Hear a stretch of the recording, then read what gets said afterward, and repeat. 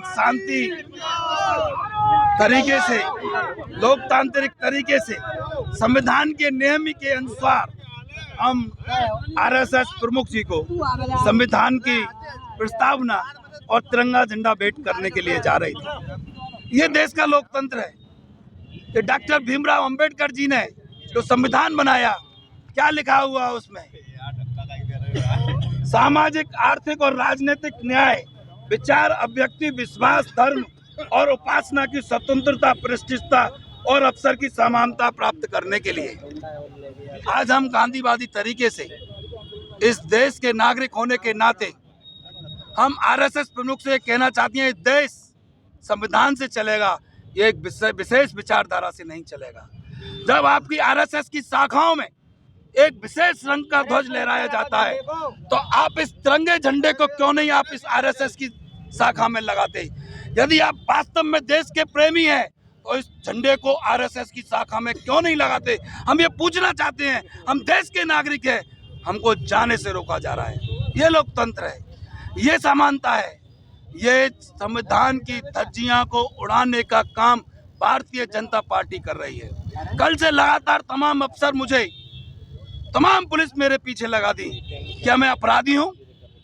जो अपराधी हैं उनको तो पकड़ा नहीं जा रहा है, और जो इस देश में किसानों की आवाज को, युवाओं की आवाज को, गरीबों की आवाज को, आम जन जन की आवाज को, उनकी आवाज और हक हुकूक की लड़ाई को लड़ा जाता है, तो जो अंग्रेजों के शासन में होता था वो आज आरएसएस के इशारे पर भारतीय जनता पार्टी कर रही है। हमारे तमाम जिला कांग्रेस कमेटी के तमाम नेताओं को आपने देखा किस तरीके से पुलिस ने बदसुल्की करने का काम किया।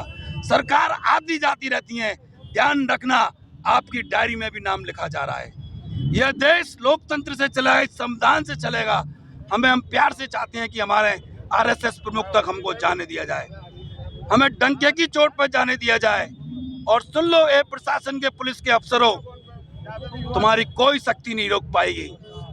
हम आरएसएस प्रमुख तक पहुंचेंगे, अब नहीं तो 2 घंटे बाद पहुंचेंगे, लेकिन तुम्हारी कोई ताकत इस भगत सिंह के अनुयायी को, इस ब्रज के छोरा को, इस ब्रज की माटी के कण को ना कोई रोक पाया ना रोक पाएगा।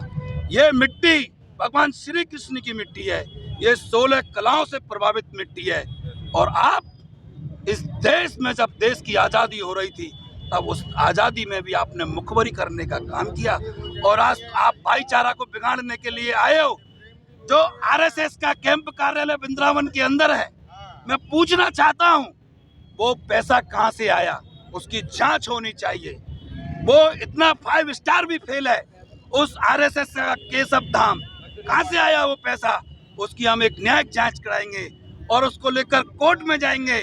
और जो योगी जी का बुलडोजर है, हम कोर्ट के माध्यम से जो दूसरों पर बुलडोजर चलाने का काम करते हैं, जो गरीबों की एक खून पसीने की कमाई है, किसानों की खून पसीने की कमाई है, एक आम व्यक्ति की खून पसीने की कमाई है, व्यापारियों की खून पसीने की कमाई है, उसकी रकम से आपने ये जो महल बनाए हैं, हम कोर्ट के